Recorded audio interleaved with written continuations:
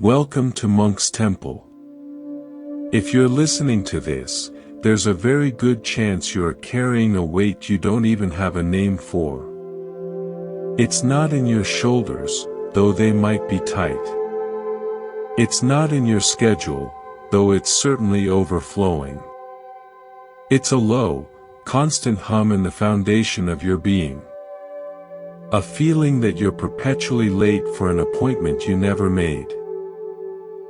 You are managing, achieving, perhaps even succeeding, but all the while, a quiet question echoes in the silence between tasks. Is this really it?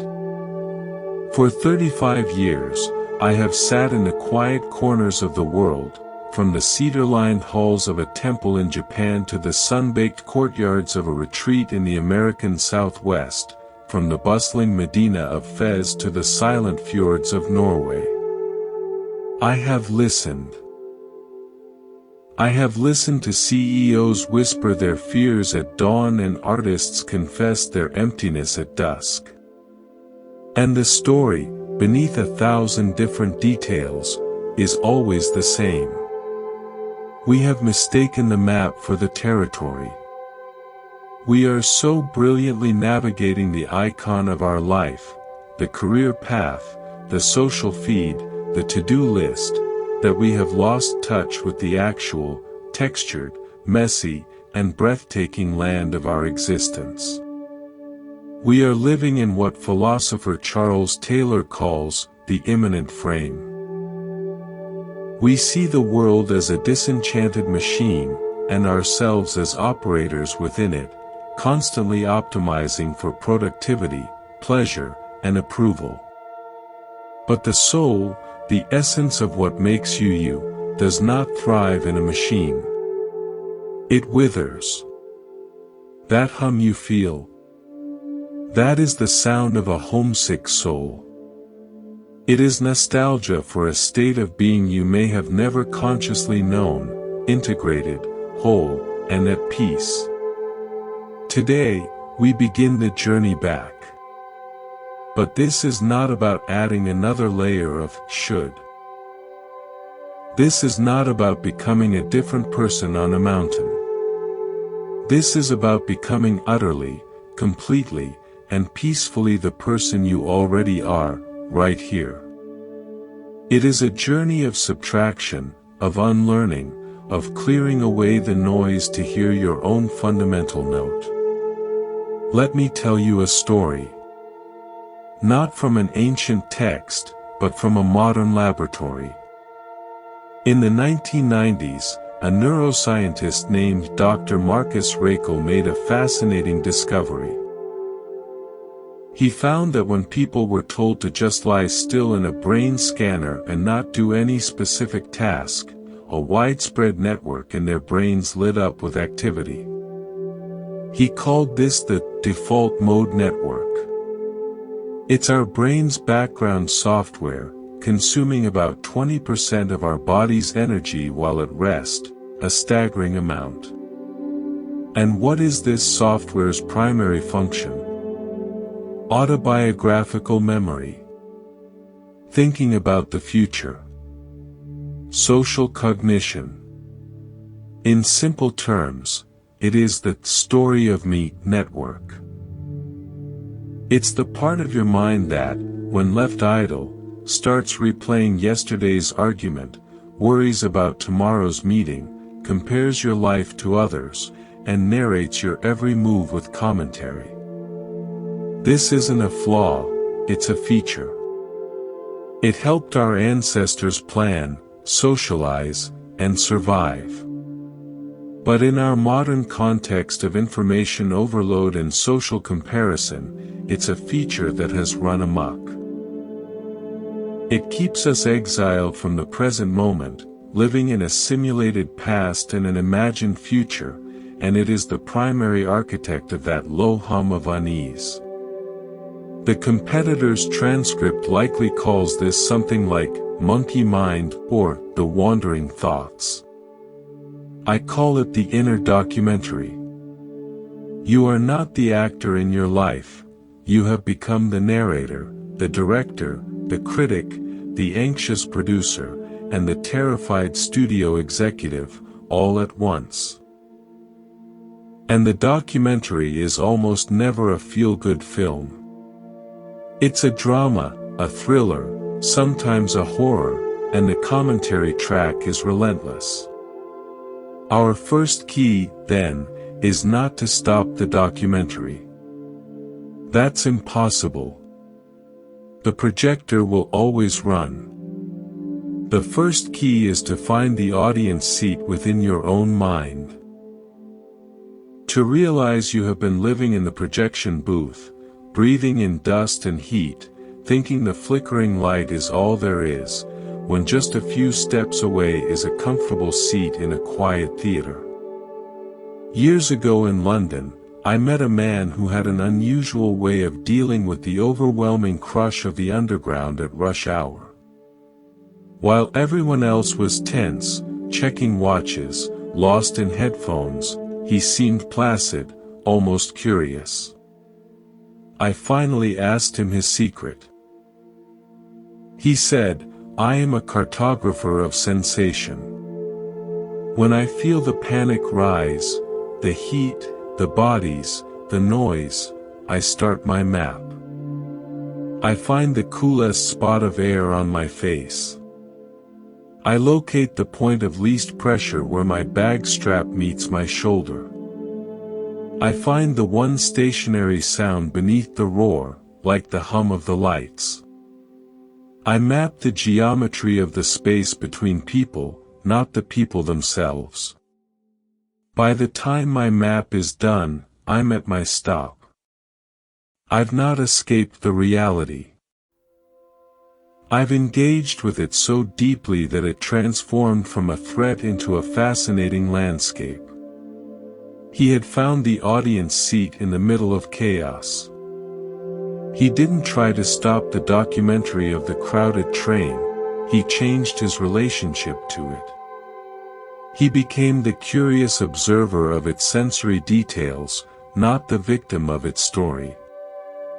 I learned this same principle not in a grand revelation, but in a humble kitchen. Years ago, I was staying with a potter in the mountains of North Carolina.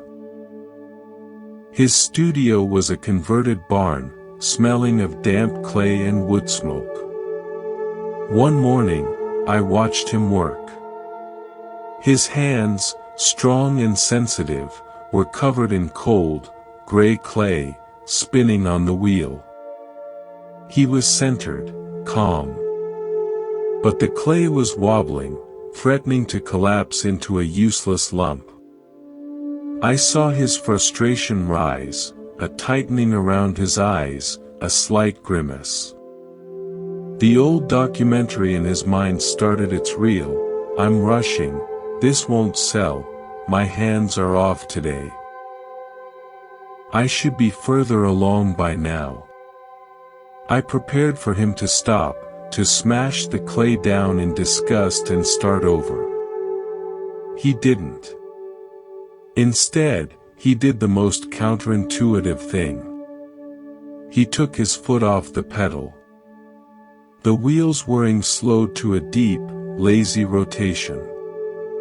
He closed his eyes, took a breath so deep I could see his shoulders drop 3 inches, as if he'd set down a heavy pack. He placed his hands back on the now slowly spinning clay, not to force it, but to simply feel its texture, its rhythm, its current, in perfect shape. There was no goal in that touch, only sensing. And then, with exquisite slowness, as if moving through honey, he applied the gentlest, most consistent pressure. The wobble smoothed out. The clay rose, found its true center, and became a perfect, elegant vase. He opened his eyes, looked at the vase, then at me, and said, "The clay isn't the problem. The problem is the speed of the wheel. You can't center anything when the world is spinning too fast. You have to slow the wheel to find the true center. The center is always there. The speed just hides it. That is our first key: slow the wheel. Your mind, your life, is that spinning wheel. The thoughts, the demands, the anxieties, the hopes, they are the clay. You cannot center the clay by forcing it at full speed. You will only make a mess, exhaust yourself, and blame the clay. You must learn, intentionally, to slow the wheel. This slowing is not passive. It is the most active, rebellious thing you can do in a world that worships speed. It is the act of choosing to step out of the documentary's frantic control room and into the audience seat. From there, you can watch the film, the worries, the plans, the memories, without being sucked into the screen. You can feel the fear without becoming the fear. But how do we slow a wheel that's been spinning at breakneck pace for decades? We start with micro moments of intentional sensing. Let's try our first practical exercise, one often omitted from basic teachings. I call it the 10-second anchoring. You don't need silence. You can do this right now, as you listen. Pause. Just for 10 seconds. Stop trying to understand this audio. Give yourself full permission to miss 10 seconds of content. Feel. Feel the exact point where your body makes contact with the chair, the floor, the bed. Not the idea of contact, but the specific physical sensation of pressure, temperature, texture. Is it warm or cool? Is the pressure even or uneven? Listen. Listen to the most distant sound you can detect. The hum of a fridge 2 rooms over, a bird outside, the faint rustle of wind in the trees, the distant growl of an airplane. Don't name it. Just receive the sound as a pure vibration. Breathe. Take one single, complete breath, and feel the air as it cools the inside of your nostrils on the inhale, and warms it on the exhale. Follow that tiny journey of sensation. That's it. 10 seconds. You have just slowed the wheel. You stepped out of the documentary of thinking about this video, and into the direct, sensate experience of being. The wheel is still turning, the clay is still there. But you are no longer adding frantic speed. You are in the audience seat, feeling and listening. This is the seed of all that follows. This practice of anchoring reveals a profound truth: awareness is a sense organ. We treat it as a byproduct of thinking, but it is primary. It is the space in which thoughts, sounds, and sensations appear. And like any sense, it can be trained. Each time you anchor, you are doing a rep for your awareness muscle, teaching it to rest in the felt experience of the present, not the conceptual story about it. I want to share another story, one that reshaped my understanding of this key. It involves a lighthouse keeper I met on a remote, wind-whipped island in the Baltic Sea. His name was Henrik. His job was simple: maintain the light, log the weather, and survive the brutal, isolated winters where the sun barely rose.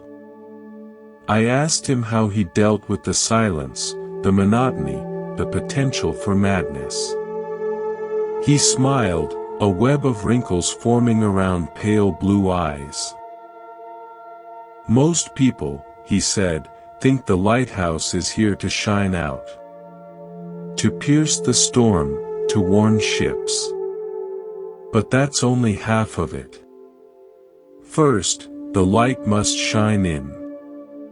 The lenses and mirrors inside the tower must be perfectly clean, the mechanism perfectly oiled, the bulb exactly centered. If the inner light is a mess, what shines out is weak, scattered, useless. It might even cause a shipwreck.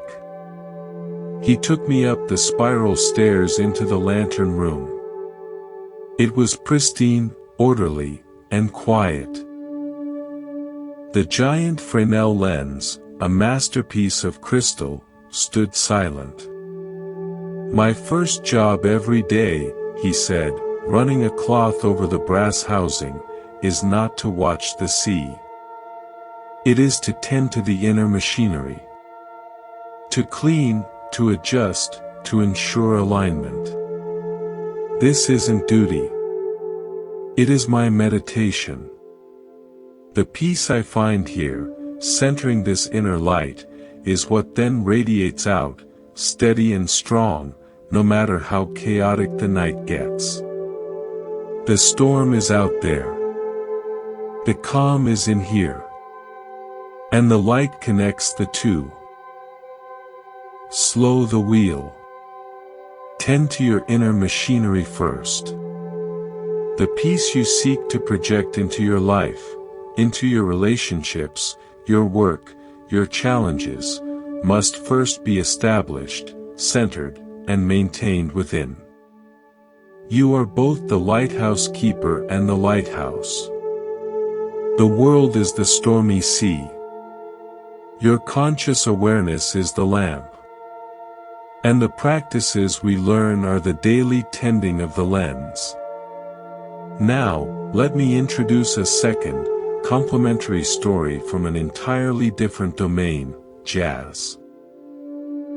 In New Orleans, I spent time with a legendary saxophonist, a man who could weave melodies that made strangers cry. But backstage, before a show, I saw him racked with nervous tension.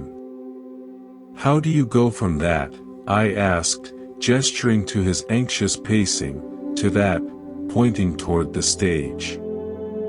He said, "I have a ritual. I don't try to stop the nerves. That's energy. I just change their channel. I pick up my horn, and I play one note. Just one. A long, soft middle B-flat. And I don't play it. I listen to it. I feel the vibration in my hands, in my teeth. I follow that note until it disappears into the silence of the room. For those 20 seconds, the whole universe is that one note. The wheel slows. The documentary stops. I'm just listening. And then, I'm centered. I can go play." He wasn't fighting the spin, he was introducing a counter-rhythm so simple and profound that it brought him back to center. This module is our invitation to begin that tending, that centering. To stop trying to fix the projected movie and instead learn to sit comfortably in the theater of your own presence. It's about recognizing that the hum is not a signal of brokenness, but a reminder. You have been listening to the noise of the projector for so long, you have forgotten the quiet spaciousness of the theater itself. That spaciousness is your birthright. And the door to it is always open, in the simple, sensate reality of this very breath, this very sound, this very moment. In our first meeting, we learned to slow the wheel. We found the audience seat. But now, as the spinning settles from a frantic blur into a discernible turn, we begin to see what's actually on the wheel. The clay itself. The substance of our moment-to-moment experience. This is what we are going to explore now, the landscape of self. This is not a static map to be memorized, but a living, breathing, dynamic ecology you are about to become intimately acquainted with. Most of us navigate this inner world with all the grace of a bull in a china shop, reacting to every flicker of thought and surge of emotion as if it were a command. We are conflated, tangled, fused with our inner experience. We say, "I am angry," as if the anger is the totality of who we are in that moment. But that is a catastrophic, yet universal, confusion. It is the equivalent of pointing to a storm cloud and declaring, "That is the entire sky." Your true nature is the sky. Vast, aware, and capable of holding every kind of weather, but you've been taught to identify with every passing squall. To find lasting peace, we must learn to walk this landscape with discernment. We must learn to differentiate its fundamental elements. This landscape is composed of three interwoven, yet distinct, territories: sensations, thoughts, and emotions. Mastering the art of peace is the art of learning their unique languages and seeing how they combine to create the experience of me. Let's bring in some groundbreaking science to illuminate this separation. For decades, psychology treated emotions as universal, hardwired reactions. But the work of psychologist Dr. Lisa Feldman Barrett and her theory of constructed emotion has turned this on its head. Her research, spanning thousands of brain scans, suggests we don't have emotions that simply happen to us. We make them, in real time. Our brain is not a passive receiver but an active, predictive machine. It is constantly using a lifetime of past experience to interpret the raw, buzzing data of our body's internal state: a quickened heart, tightness in the chest, warmth in the face, butterflies in the stomach. This internal data is called interoception. Then, based on the context, you're about to give a speech, or you just saw a loved one, your brain makes a guess. It labels this combination of sensation and context as an emotion. Your brain says, scanning the data and the fact you're walking into a crowded room, this rapid heartbeat and tension is social anxiety. But here's the liberating key: the raw data is just sensation. The thought, "Everyone is judging me," is just a thought. The masterpiece of suffering called anxiety is a construction, a story woven from these separate threads. When you learn to see the threads, the story loses its power to define you. Let's take a tour of these three territories. First, the plane of sensation. This is the purest, most immediate data stream. The coolness of this air on your skin. The pressure of the floor against your feet. The dull ache in your lower back from sitting. The taste in your mouth. The faint ringing in your ears. Sensations are neutral. They are not good or bad, they are simply information, telegraphs from the body to awareness. A twinge in the knee is information about posture or injury. A rumble in the stomach is information about hunger. A flutter in the chest is information about arousal, which could be excitement, fear, or attraction. We suffer when we immediately leave this plane of pure data and rush to the next region to interpret and judge it. Second, the forest of thought. This is where the inner documentary is scripted, filmed, and edited.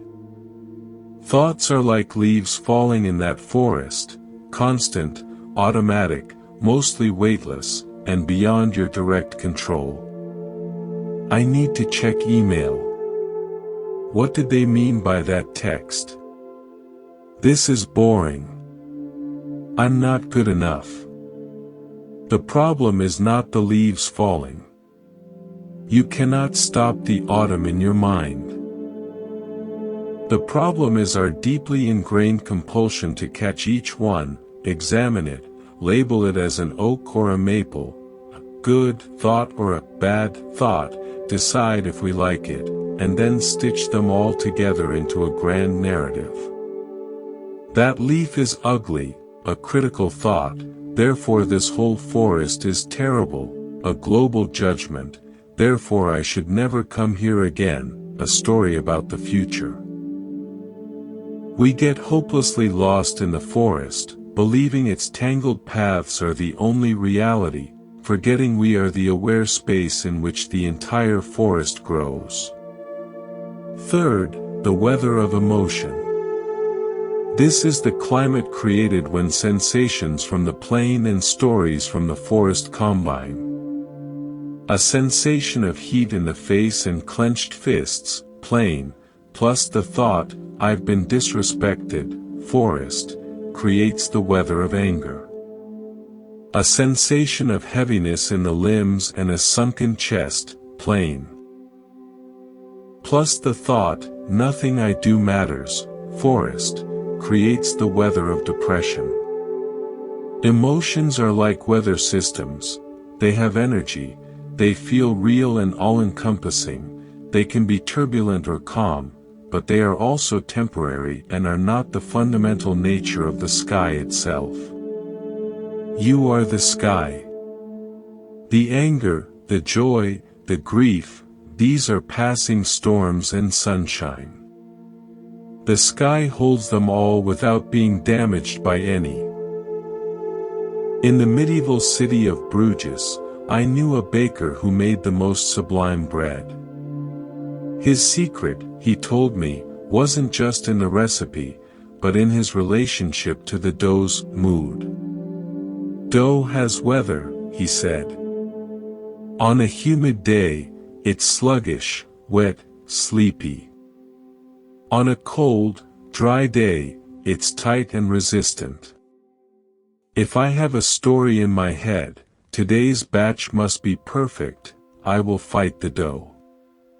I'll add too much flour to the humid dough and make it tough. I'll overknead the cold dough and tear its gluten.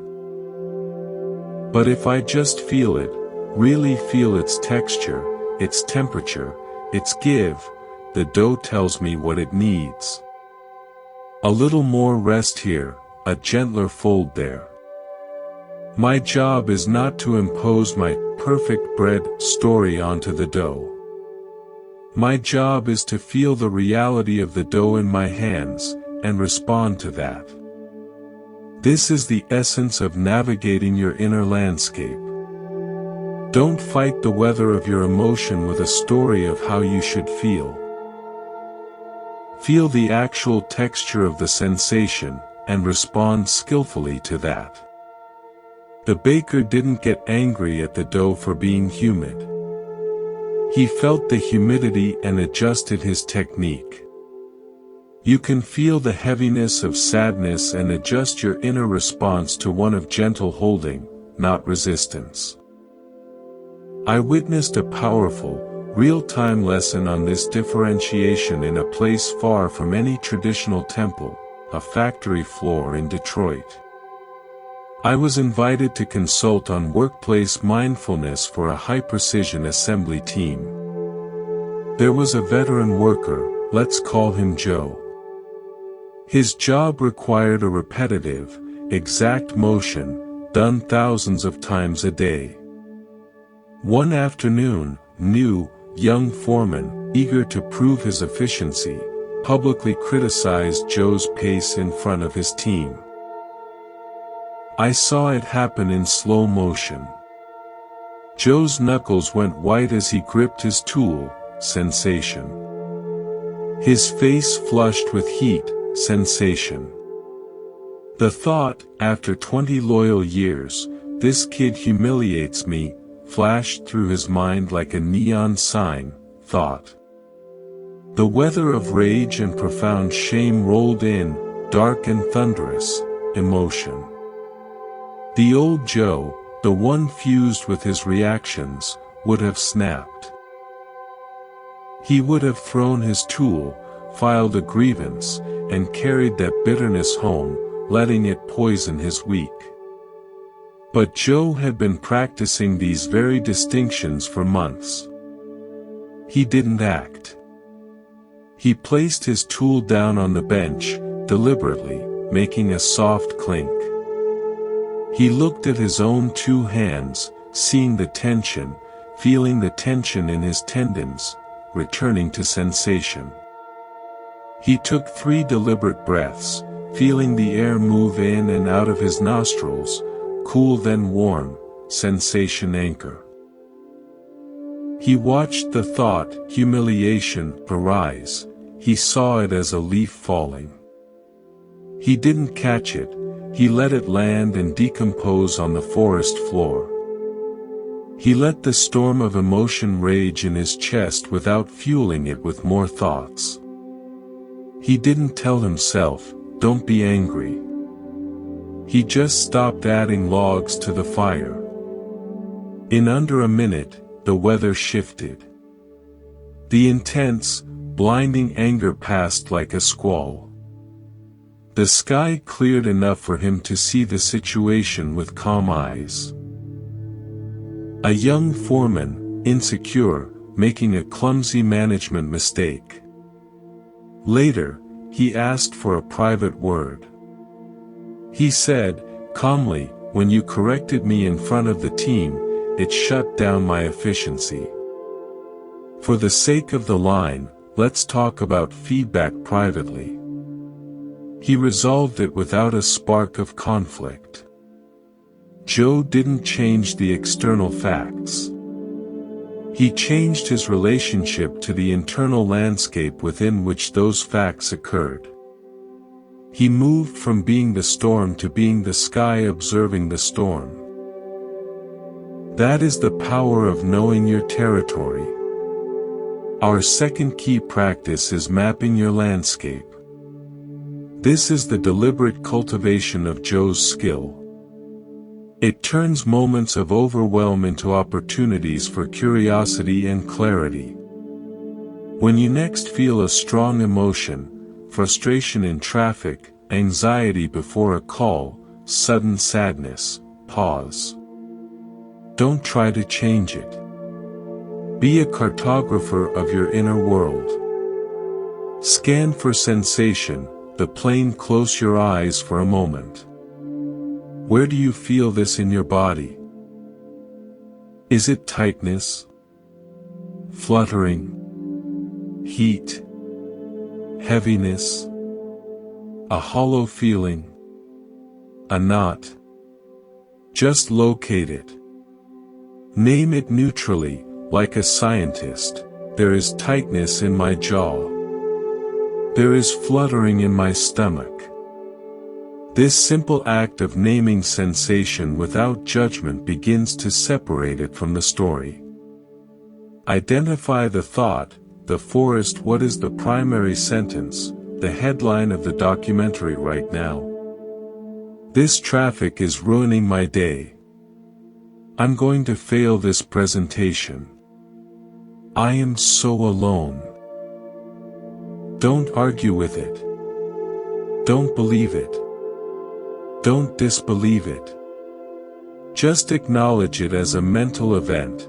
The thought, "This is ruining my day," is present.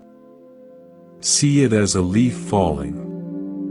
Name the weather, the emotion. Finally, give a simple, 1 or 2-word label to the emotional climate. This is frustration. This is anxiety. This is loneliness. Say it softly, kindly. This is sadness. By doing this 3-step map, you create critical space. You move from being the storm, I am furious, to observing the storm, there is fury present. You untangle the fused knot of experience. The sensation is just a sensation. The thought is just a thought. The emotion is a temporary, constructed combination of the two. None of them are the core of you. You are the aware space in which all three are known. This brings me to an original story from a completely different culture, one deeply connected to landscape.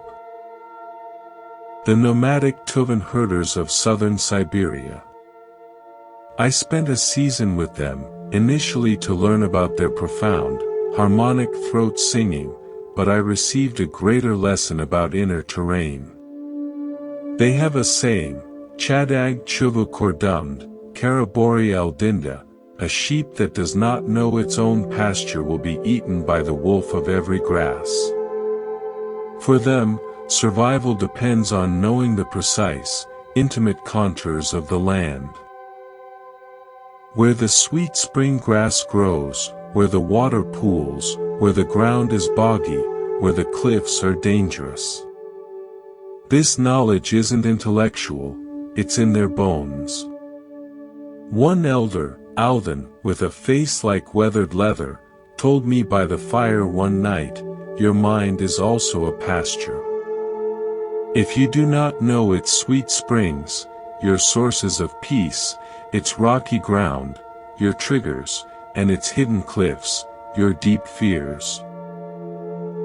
Then the wolf of every passing worry, every spike of anger, every wave of longing will devour your peace. You will be a lost sheep, panicked by every shadow.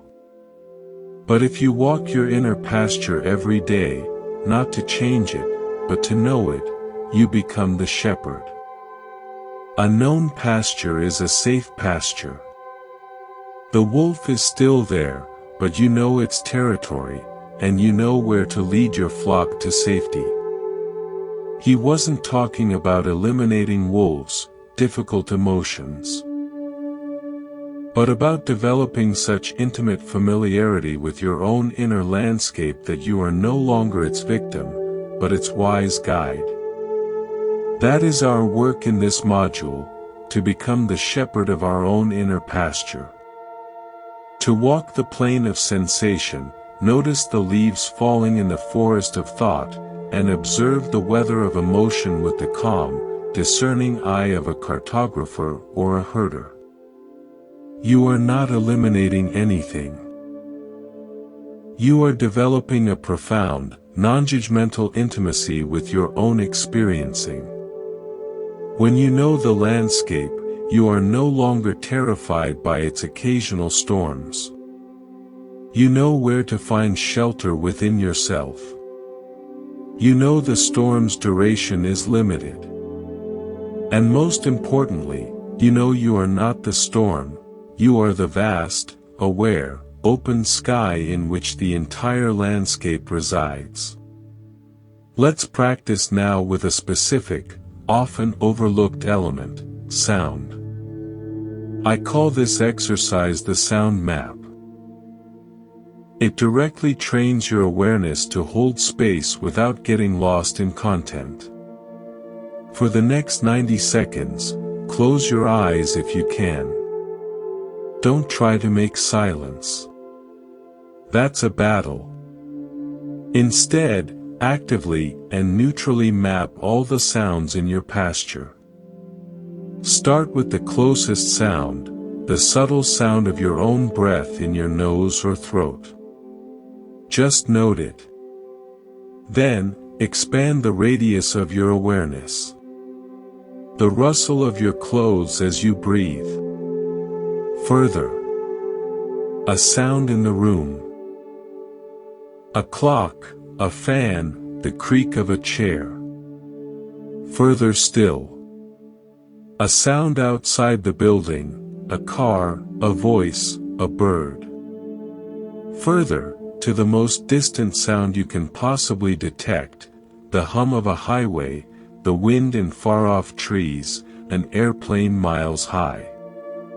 Now, hold them all at once. Don't label them good or bad. Just place them on your map. Let your awareness be a sphere, with you at the silent center, capable of containing the near, the mid-range, and the distant soundscape simultaneously. You are not the sounds. You are not the breath. You are the aware, spacious center that can contain them all without being disturbed by any single one. This is the power, the peace, of knowing your landscape. Now you know the landscape. You can feel the plane of sensation, watch the leaves fall in the forest of thought, and observe the passing weather of emotion.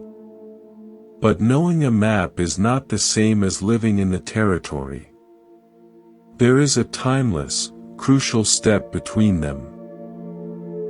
The act of arrival. The conscious, deliberate choice to inhabit this moment, in this body, right now. Not the remembered past, not the anticipated future, but the vivid, undeniable, often overlooked now. This is the art of presence. It is the bridge between knowing about peace and embodying it. Think of it this way. You have spent a lifetime preparing for a journey to the most magnificent place on earth. You've studied the guidebooks, your thoughts about life. Packed for every climate, your emotional reactions, and trained your body, managed your sensations. But you have been so busy with the preparations, repacking, rereading, retraining, worrying about the itinerary, that you have never actually stepped off your own doorstep. Presence is the act of finally stepping out. It's realizing the journey isn't elsewhere, it's the conscious experiencing of the step itself. It's feeling the sun on your face on the porch, instead of only reading about the destination. The competitor's transcript might frame this as being in the now, or mindfulness. I want to take you deeper, into a more tangible, almost physical understanding. I call it anchoring in the alive field. What is the alive field? It is the network of present moment experience that is always available, humming just beneath the radar of your thinking mind. It is not an object, but the ground from which all experience arises. It is the feeling of aliveness in your hands right now. It is the subtle, electrical hum of your nervous system at rest. It is the space through which sound travels to your ears, not the sound itself, but the listening space. It is the felt sense of being a body in gravity. It is not a thought about being alive, it is the direct signal of life itself, the base layer of consciousness. Your attention is like a powerful spotlight. For most of us, that spotlight is forever and exclusively trained on the small, dramatic screen of our inner documentary. Anchoring means deliberately swinging that spotlight away from the screen and flooding the entire theater, the alive field of your present moment experience, with the light of your attention. You discover the theater is vast, peaceful, and has been there all along. To understand why this is so revolutionary, and non-negotiable for well-being, consider the now famous study from Harvard psychologists Matthew Killingsworth and Daniel Gilbert.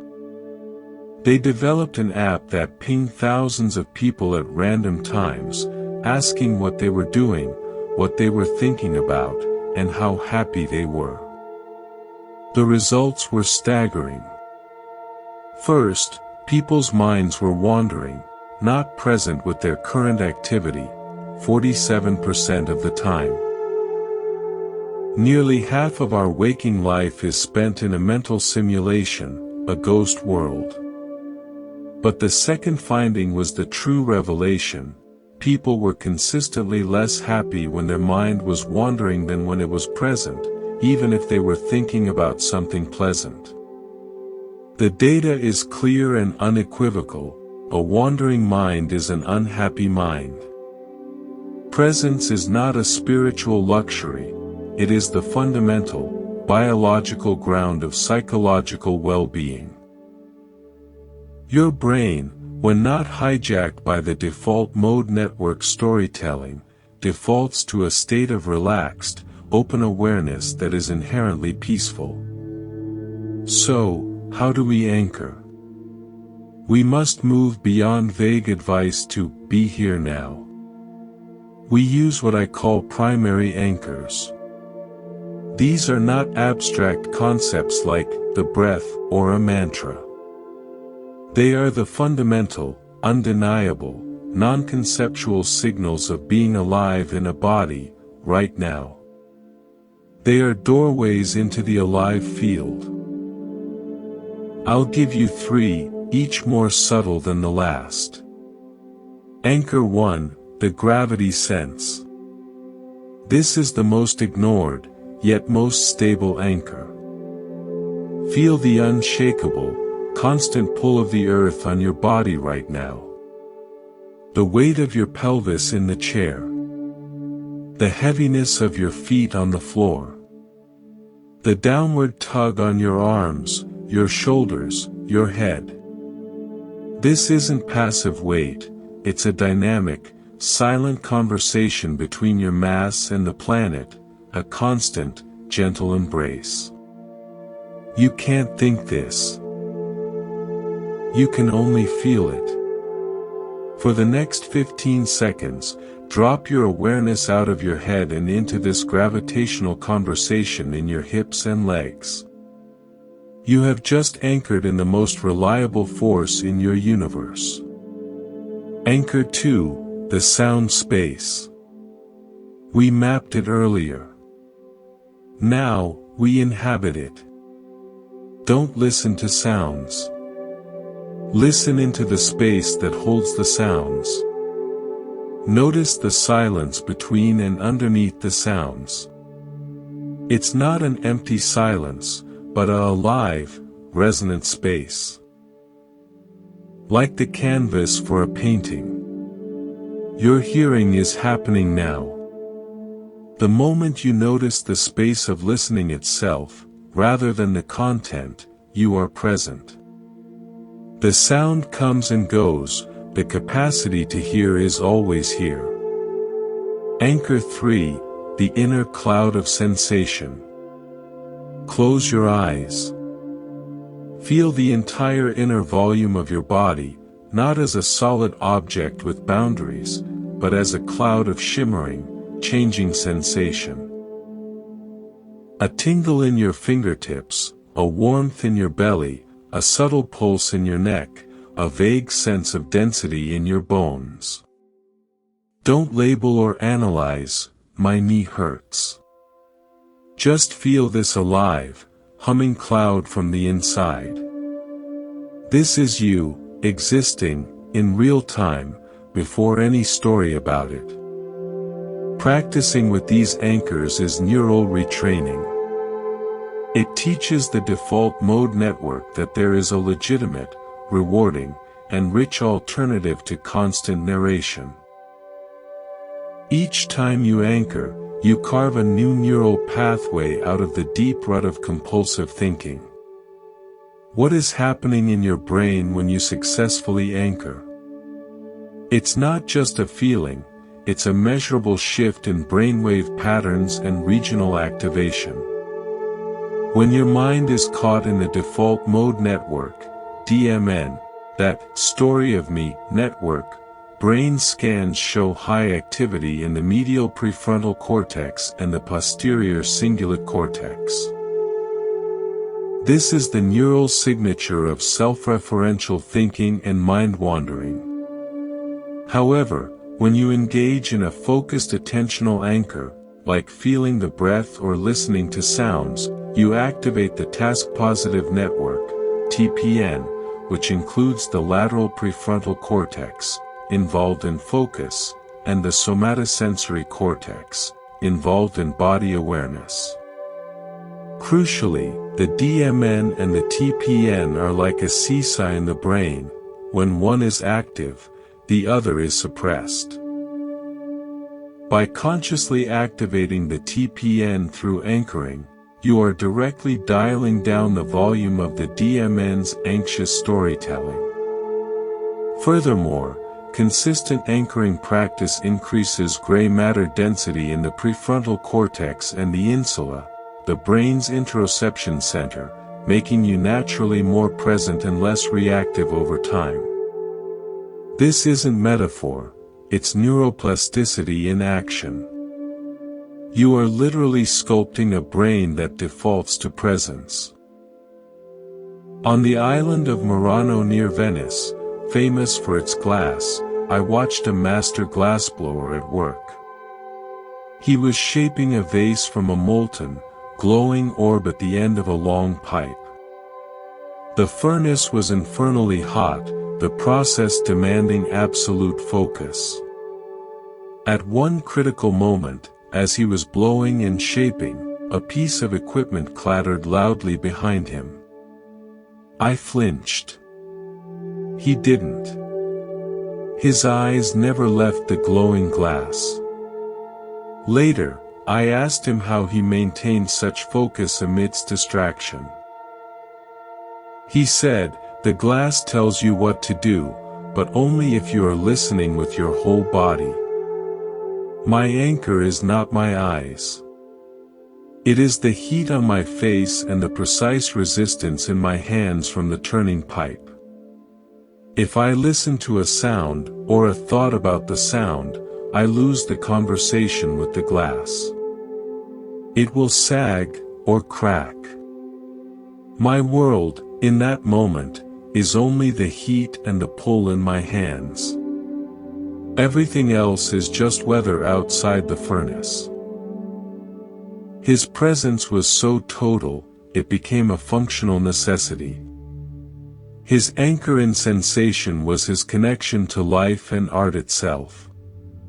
He wasn't trying to be mindful, he had to be mindful to perform his art at the highest level.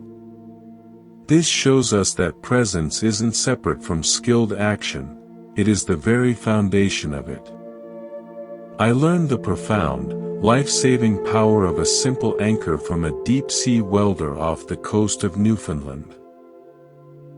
His name was Seamus, and his work was conducted in absolute blackness, 300 feet down, under immense, crushing pressure, with only the glow of his torch and the sound of his own breath in the helmet. One mistake, one moment of claustrophobic panic, could be fatal. I asked him, in a dockside pub, how he dealt with the sheer, primal terror of the environment. He took a long sip of his beer and said, "You learn to make a friend of one sensation. For me, it's the vibration of the torch handle. It buzzes at a specific, steady frequency right through my glove. When the darkness feels like it's swallowing me whole, or a thought about my wife and daughter up in the sunlight tries to pull me into a fear spiral, I don't fight it. That's struggling in quicksand. I just come back to the buzz in my palm. That buzz is now. The fear is a story about what could be. The buzz is real. I anchor to the buzz. It's my lifeline to the present, and that lifeline," he tapped the table for emphasis, "keeps me alive." Seamus wasn't just welding metal, he was welding his scattered attention to the one undeniable point of present moment sensation. That anchor was his true safety line. In the quiet, dust-moted workshop of a master watchmaker in the Jura Mountains of Switzerland, I learned about a precision that transcends mechanics. He worked on movements with parts smaller than a grain of rice, under a magnifying lens, his hands steadier than stone. I asked him how he maintained such absolute stillness and focus for hours. He put down his tweezers and said, "It is not about holding the stillness. It is about the return. My hand will develop a microscopic tremor. My mind will wander to my daughter, to lunch. This is inevitable. The skill is in the speed and gentleness of the return." I have trained myself, over 40 years, to notice the tremor or the wandering thought not as a failure, but as a gentle bell. The bell rings, and without any criticism, I bring my attention back to the tip of the tool and the edge of the gear. The pause between the bell and the return is where my real work happens. That pause is spacious and kind. If I fill it with anger at myself for trembling, I tremble more. If I fill it with simple, direct return, I deepen my skill. This reframes the entire art of presence. You are not failing when you lose the anchor. You are being given the opportunity to practice the most important part, the loving, immediate return. The watchmaker's pause is where your neural pathways are actually forged. This art transforms not just perception, but the quality of our very action in the world. Let me share an original story from a different arena of intense pressure, a concert hall in Vienna. I once coached a world-class cellist who suffered from crippling performance anxiety. Her mind would become a torture chamber during concerts. The critic in the third row is frowning. My intonation on that last phrase was flat. My career is over if I mess up the cadenza. We worked not on eliminating thoughts, but on building an unshakable anchor. Her primary anchor became the specific, physical feeling of the cello itself. The cool, smooth wood of the neck against the palm of her left hand, the precise, micro-adjusting pressure of her fingertips on the string. We called it, meeting the wood. During her next major concerto performance with a famed orchestra, the old thought storm arose after a slight slip. But instead of engaging the narrative, she gently, deliberately placed 90% of her attention on meeting the wood. The sensation was real, immediate, and grounding, a point of absolute reality amidst the mental chaos. From that anchor, she could then hear the music she was making as it happened, as a direct experience, rather than judging it as a critic. She was in the music, not above it. She later told me, her eyes bright, "I didn't play perfectly. Technically, it was like my other performances. But for the first time, I played presently. And the music, it was alive. It breathed." The standing ovation was for the music, but my peace, my joy, was from finally being there to receive it, to be it. Her anchor allowed her action, playing, to arise from presence, not from anxiety. This is the art. It turns ordinary life into a series of available anchors, a constant invitation home. Washing dishes. The anchor is the warmth of the water on your skin and the slickness of the soap. Walking to your car. The anchor is the sensation of lift, roll, and fall in your feet, a walking meditation. Listening to a friend in distress. The anchor is the sound space their voice occupies and the feeling of your own heart in your chest, holding space for them. Let's practice a powerful, integrated exercise I developed for moments of transition or overwhelm, called the 5-point anchor.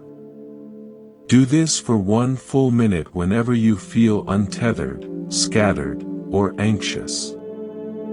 Feel your weight sinking down, surrendering to the support beneath you. Breath. Feel 1 full cycle of breath, the cool in, the warm out, at the rim of your nostrils. Sound. Open your awareness to the entire 360-degree soundscape around you, near and far. Sight. Soften your eyes, don't stare, and see colors, light, and shapes without naming or evaluating what you see. Inner cloud. Feel the inner volume of sensation in your torso, the alive, humming space of your chest and belly. Cycle through these 5 points, spending about 10 to 12 seconds on each.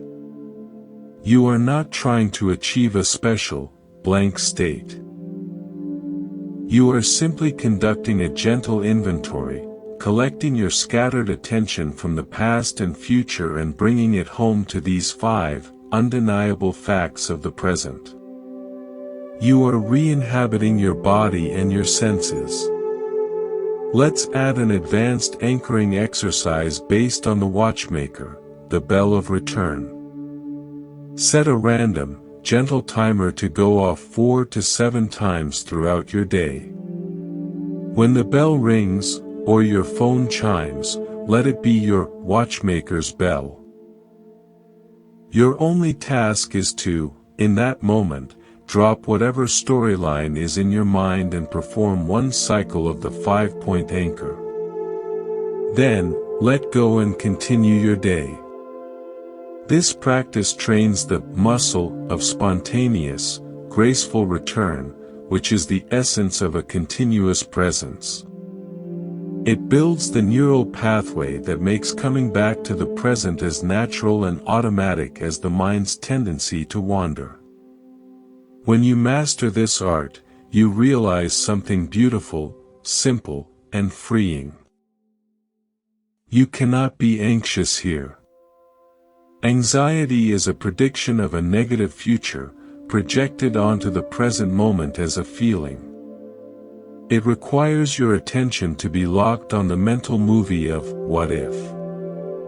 When your attention is fully anchored in the alive field of now, in gravity, breath, sound, and sensation, the projector of anxiety has no screen to display its frightening film. The worry thought might whisper in the background, but it has no power, because you are rooted in what is real, immediate, and non-threatening. The present moment, in its raw, sensate form, is almost never an emergency. Your anchor is your refuge. We've learned to be present. To anchor in the alive field of the now. But if we look closely, we'll notice a subtle hitch in our practice. A lingering sense of a central me that is doing the anchoring, observing the landscape, having the experience. This subtle, persistent sense of self-referencing is the final veil between us and a peace that is not personal, but universal. This module is about piercing that veil, not through force, but through a radical exploration of experience itself. I call this the practice of unselfing. Unselfing is not about becoming nobody. It's about discovering you are not somebody in the way you've always thought. It's the investigative process of looking for the separate, solid, enduring self that we assume is at the center of our lives. We take it for granted. I am here, my thoughts are happening, my body feels this. But what if this I is not a thing, but a process? A verb, not a noun. Let's look inward for a moment. Let's engage in a gentle inquiry, right now. Don't take my word for it. Look for yourself. Let's look inward for a moment. Let's engage in a gentle inquiry. First, close your eyes. Wait for a thought to arise. Any thought. What's for dinner? This is interesting. I'm not doing this right.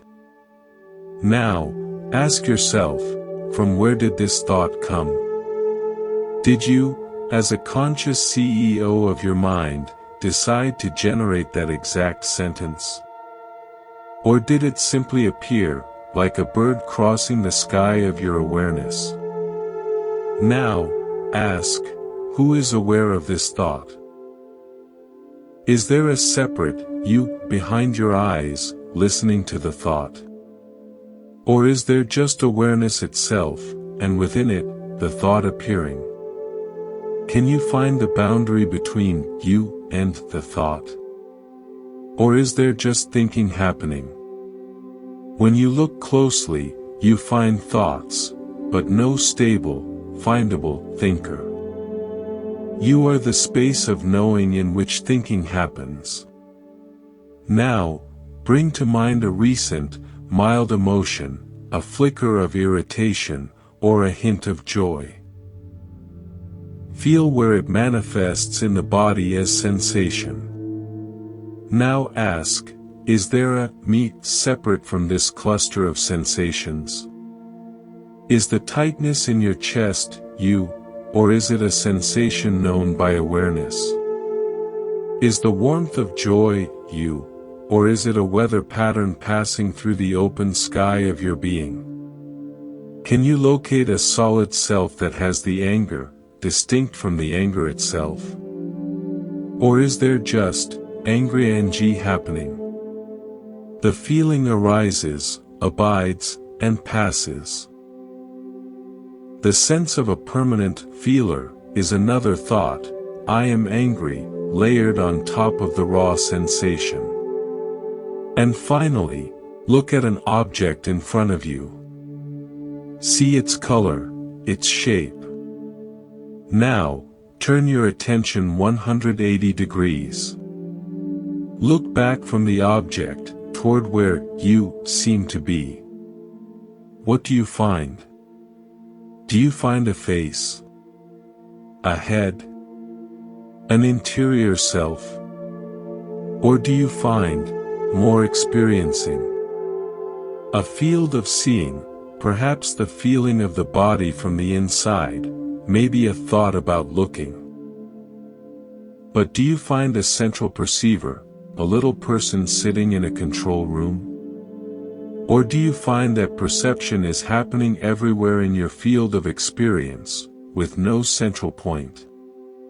The world is appearing, and the sense of me here, seeing that there is itself an appearance within the seamless field of consciousness. This inquiry can feel destabilizing at first. It's not meant to annihilate you, but to liberate you from the exhausting project of maintaining a small, separate self. The philosopher David Hume, after a deep introspective search, concluded, I never can catch myself at any time without a perception, and never can observe anything but the perception. He found a bundle of perceptions, but no perceiver. In Marrakesh, I visited the Bahia Palace, famed for its intricate geometric patterns and the play of light through mashrabiyah screens. I met an old craftsman who restored these wooden screens. He explained how the beauty wasn't in the wood itself, but in the patterns of light and shadow it cast on the floor. A tourist sees the screen, he said. A craftsman sees the shadow. He knows that by carving this shape here, he creates that pattern of light there. The screen is the cause, but the art is the effect on the wall. He pointed to a complex, shifting dappled pattern on the marble. Now, tell me, he said, where is the shadow? Is it on the floor? Is it the absence of light? It has no substance of its own. It is entirely dependent on the screen and the sun. Yet you can see it, describe it, even be enchanted by it. Your sense of me is like that shadow. It has no independent, solid substance. It is a dancing pattern cast by the interplay of the body, the screen, and awareness, the sun. It is beautiful, real in its effects, but entirely empty when you try to grasp it. You spend your life polishing and worrying about the shadow, instead of appreciating the sun and the artistry of the screen. Unselfing is realizing you are not the shadow self, you are the sunlight of awareness in which all patterns, thoughts, feelings, the sense of me, arise and play. Neurologist Michael Gazzaniga's research with split-brain patients, whose corpus callosum is severed, revealed a fascinating module in the brain he called the interpreter, typically housed in the left hemisphere. When presented with information to only the right hemisphere, which controls the left hand, patients would act on it, e.g., walking to a door. When asked why they did that, the left hemisphere interpreter, which hadn't received the information, would instantly confabulate a plausible story. I wanted to get a drink.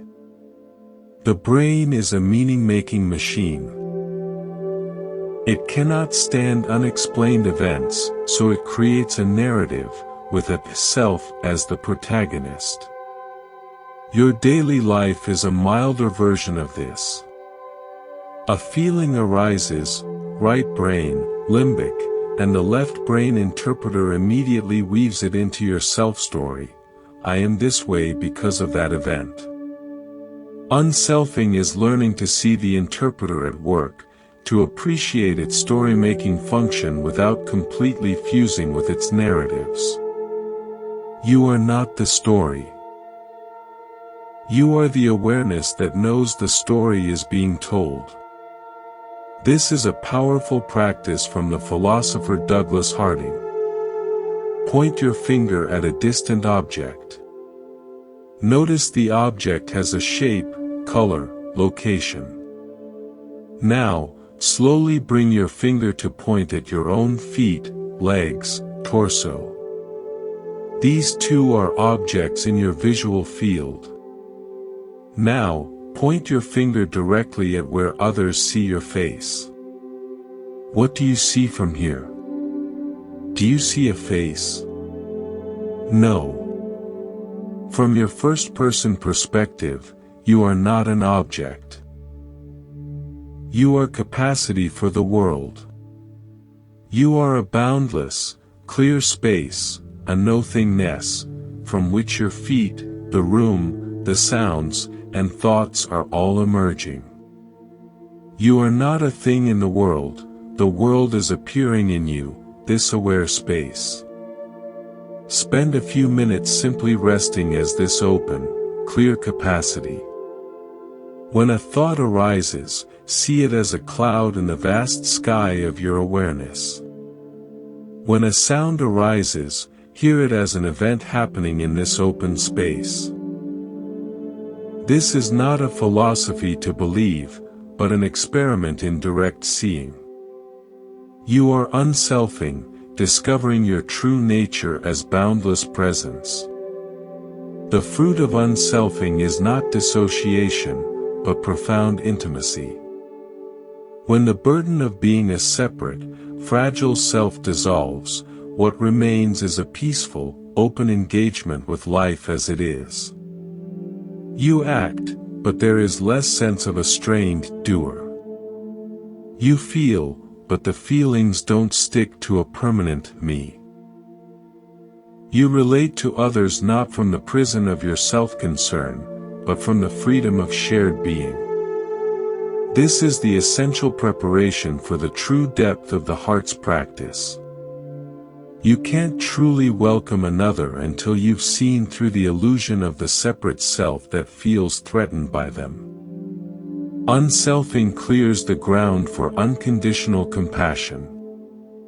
We have slowed the wheel. We have mapped the inner landscape. We have learned to anchor ourselves in the alive field of the present moment. This is a profound achievement. But there is a dimension of peace that cannot be found through awareness alone. Awareness can show you the storm, it can give you a steady place to stand and observe the lightning.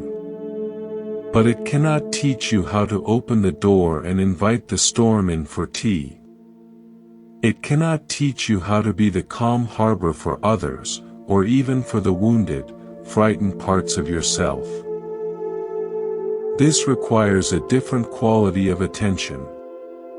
Not the sharp, noticing, sometimes clinical attention of an observer, but the soft, receptive, allowing, nurturing attention of a friend. This is the heart's practice. It is the transformation of insight into intimacy.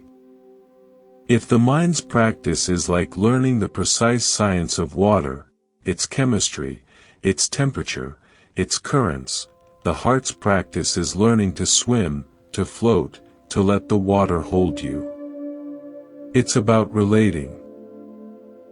Relating to your own pain with kindness instead of resistance. Relating to others' suffering with compassion instead of judgment, fear, or the urge to fix. It is moving from a well-fortified fortress of detached observation to a warm, welcoming hearth of connected presence. The fortress keeps you safe, but isolated. The hearth connects you, but requires vulnerability. True peace lives at the hearth. For decades, Western psychology treated difficult emotions like problems to be solved, viruses to be eradicated. The goal was control. But research in fields like acceptance and commitment therapy, ACT, and the science of self-compassion, pioneered by researchers like Dr. Kristen Neff and Dr. Christopher Germer, reveals a radical, counterintuitive truth: the attempt to control, avoid, or eliminate difficult emotions is often the very engine of our suffering. It's the struggle in the quicksand that makes you sink. The heart's practice is about ceasing the struggle. It's about turning towards the difficult feeling with the curiosity of a scientist and the care of a parent, which paradoxically allows it to move, to transform, and often, to dissipate on its own. The first and most important relationship you must apply this to is the one with yourself. We are often our own cruelest critic, a relentless inner voice that would be considered abusive if spoken aloud to a friend. This inner critic isn't evil, it's a misguided, ancient protector. It evolved to shame us into conformity, to scare us into being better, to avoid rejection from the tribe, a death sentence in our evolutionary past. But its method is one of internal violence, and violence, even verbal and internal, creates fragmentation, not peace. It splits you into the one who is judging and the one being judged. The heart's practice is about ending this civil war. I want to introduce you to a core concept for this work. I call it the inner welcome. It is the practice of meeting any part of yourself, the anxious part, the angry part, the ashamed part, the lazy part, the jealous part, not as an enemy to be defeated, exiled, or silenced, but as a lost, frightened, or hurt child returning to the door of your awareness. You don't have to agree with its story. You don't have to let it drive the car. You simply have to open the door and say, I see you. You are allowed to be here. Tell me what you need. This act of welcoming is what integrates the fragmented self. I learned a profound, tactile lesson about this not from a monk, but from a master woodworker in the ancient redwood forests of Northern California. His shop was a cathedral of cedar scent and golden dust. He showed me his specialty. Working with imperfect wood, slabs full of knots, burls, spalting, and wild, twisting grain. Amateurs, he said, see these as flaws to be cut out, hidden, or discarded. They want only clear, straight, predictable grain. He saw the flaws as the wood's most honest story. If you fight the grain, he said, running his hand over a swirling, dark knot, you'll splinter it. Your plane will catch and tear out a chunk. Your chisel will deflect and ruin the line. You'll be in a battle, and the wood will always lose. But he paused, picking up a finely polished smoothing plane. If you follow the grain, if you soften your approach, sharpen your tools to a mirror edge, and work with its direction, not against it, the knot becomes the most beautiful part of the piece. It holds the light differently. It has a story. This swirl here. He pointed. That's where a branch grew, or where the tree healed from an injury. It tells you the tree survived a storm right here. He looked at me, his eyes clear. Your difficult emotions are your grain. Your knots. Your places of old injury and survival. You can fight them and splinter your soul. Or you can learn to follow them with a softer touch, with the sharp tool of compassionate awareness. They hold your story. Treated with respect, they can become the source of your unique beauty and strength. That is the inner welcome in essence. Following your emotional grain with a softer, more skillful touch. How do we practically cultivate this softer touch? Let's use a specific, neurologically grounded method called STOP and Soothe. This is a first aid kit for the heart. S. Stop. Pause everything. Halt the mental argument, the physical tension, the forward momentum. Just freeze frame. T. Touch. Place a gentle, warm hand on your heart, or your cheek, or cradle your own hand. This is critical. This physical gesture of care is not symbolic. It triggers the release of oxytocin, the bonding and calming hormone, and directly down-regulates the amygdala, the brain's fear center. It signals safety to your primal nervous system. Oh, offer a phrase of kindness. Silently, in your own voice, offer a simple, true phrase. Not a positive affirmation you don't believe, I'm amazing. Something genuine and connecting. This is really hard right now. It's okay to feel this. May I be kind to myself in this moment. Suffering is part of life right now. P. Presence. Stay here for 3 to 5 breaths. Don't try to fix or change anything. Just feel the warmth of your hand and the truth of your phrase, letting the emotional weather be exactly as it is, held in this field of kindness.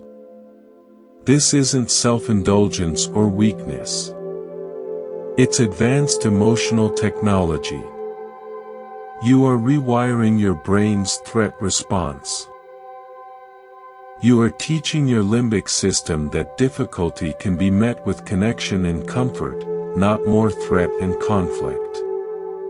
When you practice STOP and soothe, placing a hand on your heart and offering kind words, you initiate a powerful cascade in the autonomic nervous system. The stress response, sympathetic nervous system, is characterized by the release of cortisol and adrenaline, increasing heart rate and priming you for fight or flight. Self-criticism perpetuates this state. However, gentle self-touch and kind self-talk activate the caregiving system, linked to the release of oxytocin and endogenous opiates. Oxytocin directly soothes the amygdala, reduces cortisol, and promotes feelings of safety and connection. It also stimulates the vagus nerve, the central component of the parasympathetic rest and digest system, slowing the heart rate and promoting relaxation. A landmark study at the University of Texas by Dr. Kristen Neff and Dr. Christopher Germer found that even a few weeks of self-compassion practice led to significantly lower levels of the inflammatory marker interleukin-6, suggesting that kindness towards oneself directly impacts physical health at the cellular level, reducing the bodily wear and tear of chronic stress.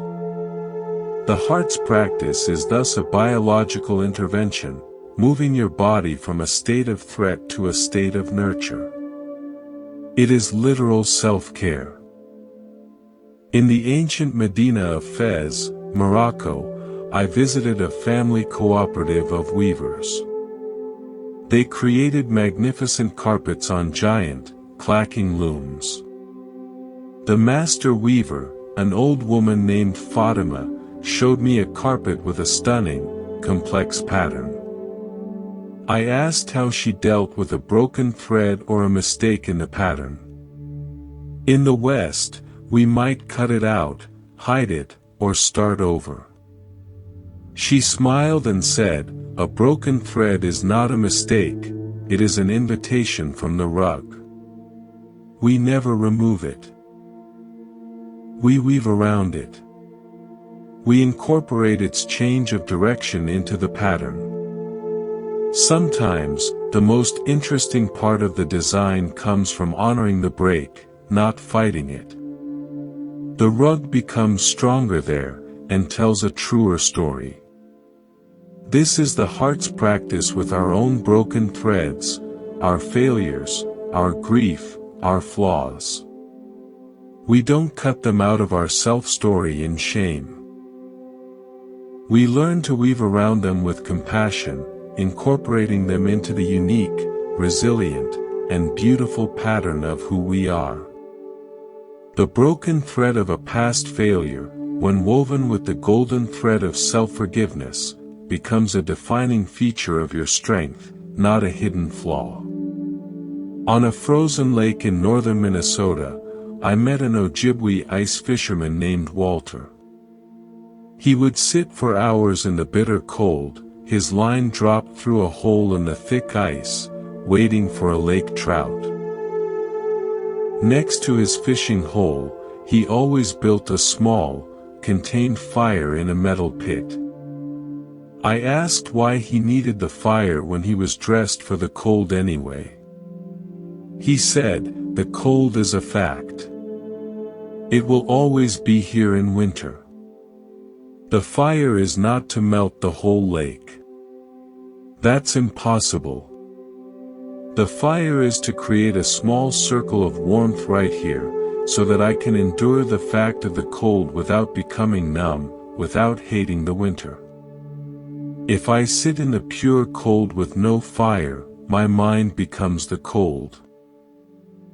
Hard, bitter, desperate. With the fire, I can respect the cold, even appreciate its clarity, because I am not at war with it. I have my circle of warmth." He gestured to his heart. "Your difficult feeling is the winter cold. Your self-compassion, your inner welcome, is this little fire. You don't have to melt the entire feeling. Just build a small fire of kindness right where you are, so you can bear the feeling without being destroyed by it, so you can even see its dark beauty. This story perfectly encapsulates the heart's practice. It's not about abolishing sadness or anger, it's about building a sustainable inner hearth of care that allows you to host those feelings without becoming them. The fire doesn't deny the reality of the cold, it changes your relationship to it. The heart's practice, however, cannot stop at your own skin. Compassion that is only self-directed can become stagnant, a closed loop. Compassion is not a finite resource.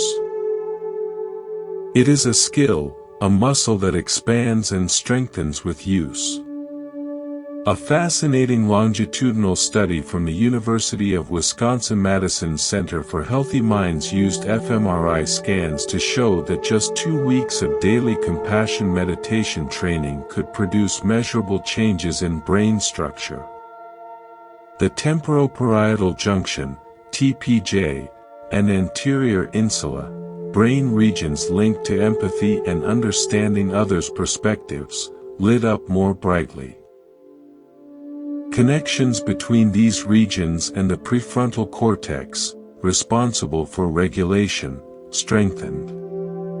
Compassion meditation, they found, literally makes your brain more resilient, connected, and altruistically motivated. To build this muscle in a grounded way, we practice compassionate gazing. This is an original, potent exercise often omitted because it feels simple. Its power is in its simplicity. Find a photo of a stranger.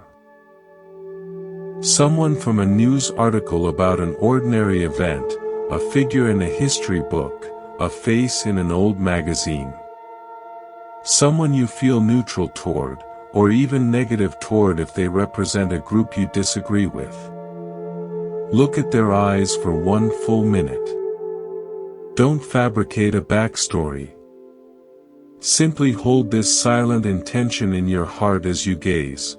This is a being who, just like me, has known joy. This is a being who, just like me, has known sorrow. This is a being who, just like me, wishes to be safe, happy, and free from suffering. You are not generating fake emotion. You are acknowledging a fundamental, shared reality beneath all the surface differences of politics, culture, and circumstance. This practice dissolves the illusion of separation at the perceptual level, building the neural pathways for genuine, spontaneous compassion to arise when you encounter suffering in your daily life. Let me share a powerful, original story of this practice in action from a geopolitical hotspot, the Green Line in Nicosia, Cyprus, the last divided capital in Europe. I met a Greek Cypriot woman, Eleni, whose brother had been missing since the conflict of 1974. For decades, her heart was a justified fortress of grief, bitterness, and nationalistic anger. She attended a bicommunal dialogue group, sitting in a circle with Turkish Cypriots. For the first 5 sessions, she sat in stony silence. Then, one day, an elderly Turkish Cypriot woman, Ayla, began to speak. Her voice was soft, trembling. She spoke of her missing uncle, vanished on the same stretch of road in the same chaotic summer. Eleni told me, her own voice shaking as she recalled it. I heard her voice break on the same word mine always breaks on, agnu. Unknown. It wasn't her politics I heard in that moment. It wasn't her side. It was the sound of a sister in grief. The exact same sound that comes from my own throat. My anger didn't disappear. But it now had to share space in my heart with this shocking recognition. I could not hate a reflection of my own pain. Eleni didn't solve the geopolitical conflict. She changed the conflict within her own heart. And that internal shift of compassion fundamentally altered her capacity to act in the world. She later co-founded a cross-community group for families of the missing, not as a combatant, but as a healer. That is the transformative power of the heart's practice. It doesn't deny pain or injustice, it transforms our relationship to the people within the pain, and in doing so, transforms our capacity to act from a place of connection rather than destruction. Let's introduce a longer, deeper practice, the compassionate body scan. This is a 10-minute practice where you move your attention slowly through the body, not with clinical detachment, but with the attitude of a kind friend visiting each part. As you focus on your feet, silently offer, "May you feel supported." To your belly, "May you feel at ease." To your heart area, "May you feel safe and loved." If you encounter an area of tension or pain, don't try to fix it. Place your hand there if you can, breathe into it, and offer, "This too is welcome. I am here with you." This practice marries the awareness of the body scan with the active, nurturing quality of the heart's practice, creating deep integration. It teaches you to hold your entire physical being in a field of compassion. This practice culminates in what I term radical allowance. It is the mature understanding that for true, unshakable peace to exist, your heart must have room for all of life. The joy and the sorrow, the love and the anger, the success and the failure, the health and the sickness. It is the final relinquishment of the inner civil war, the end of the futile project of trying to cherry-pick only good experiences. A Japanese art form, kintsugi, is the perfect embodiment of this. It is the practice of repairing broken pottery with lacquer dusted with powdered gold, silver, or platinum. The breakage and repair are not hidden. They are illuminated, made a visible, integral part of the object's history and beauty. The piece is considered more valuable for having been broken and repaired in this way. Your heart, through this practice, becomes a kintsugi heart. Its cracks, the heartbreaks, the disappointments, the losses, the failures, are not weaknesses to be hidden or ashamed of. They are the very places where, through the golden glue of compassionate awareness and radical allowance, your light shines through most brilliantly. Your wholeness includes your breaks. The heart's practice moves us from a piece of solitude to a piece of communion. It assures us that our softness is not a vulnerability, but the source of our greatest resilience and strength. It teaches us that we heal not in isolation, but in the sacred space of a welcoming heart. First our own, then extended to the world. We have built a sanctuary within. We can find stillness, map our interior, anchor in the now, and meet our own heart with kindness. But a sanctuary visited only in quiet moments is like a lifeboat kept on dry land. Its true purpose, its ultimate test, comes when the waves are high, the wind is screaming, and the deck is heaving. This is the integration. The art of carrying the profound peace of the temple directly into the noisy, demanding, chaotic, and unpredictable marketplace of your daily life. It is where philosophy becomes function. Where practice proves itself not by how calm you are on the cushion at dawn, but by how centered and clear you are in traffic at 5 p.m., in a difficult conversation with your partner, under a looming deadline, or when you receive bad news. Integration is not about creating a separate, peaceful you that takes over like a superhero. That creates duality, the peaceful me versus the reactive me. Instead, integration is about your habitual, reactive self learning a new language, the language of conscious, skillful response. The old scripts, snapping when stressed, numbly scrolling when anxious, people-pleasing when insecure, ruminating when worried, are well-rehearsed, neural superhighways. Integration is the gentle, persistent, daily work of building new side roads, then highways, of conscious choice. It's rewriting the of your life in real time, during the live performance. The core mechanism of integration is what I call the pause of possibility.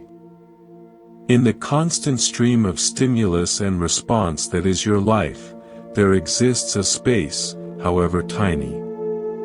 Between the external trigger, a critical email, and your internal reaction, rage, defensiveness, there is a gap. In that gap lies your entire freedom and your power to choose your next move. For most people, that space is infinitesimally small, like a single skipped frame in a high-speed film. They move from trigger to reaction so quickly it feels like one event. He insulted me so I yelled. Integration is the practice of widening that skipped frame into a doorway, a spacious portal you can consciously step through to choose a different path. The neuroscience behind this is fascinating and often misunderstood. In the 1980s, neuroscientist Benjamin Libet conducted famous experiments that seemed to challenge free will. He found a readiness potential in the brain, a signal of motor preparation, before a person was consciously aware of deciding to move a finger. Many interpreted this as, the brain decides before you do. But the deeper, more useful insight for us is this. The initial impulse may be automatic, but there is a critical window after that impulse where a conscious veto can be applied. The reactive thought or urge arises, automatic brain activity, but you don't have to buy the ticket, get on the train, and ride it all the way to its destination of spoken words or actions.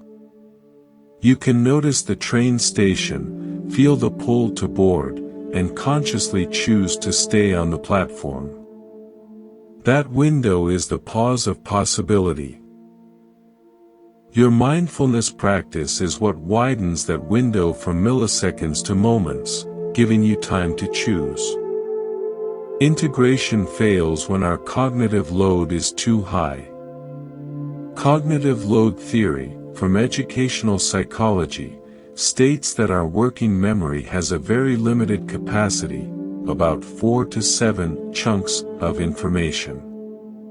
When overwhelmed with tasks, decisions, and emotional stimuli, this capacity is exceeded, leading to stress, poor decisions, and reversion to automatic, often unskillful, habits. The brain seeks cognitive closure, to simplify and resolve, which often means lashing out, shutting down, or fleeing mentally. The Charles Schwab principle is a famous productivity story. When asked why he paid a consultant so much for simple advice, the industrialist Schwab explained the advice was, write down your 6 most important tasks for tomorrow, each night. The power wasn't in the list, but in the offloading of cognitive load. Writing it down cleared mental RAM, allowing for calm focus the next day. Integration works the same way. The pause of possibility often needs a physical component to offload the buzzing mind. The practice of externalizing the pause, when overwhelmed, don't just try to think your way clear. Write down the 3 swirling thoughts. Sketch the feeling on a notepad. Verbalize the worry to yourself in a whisper.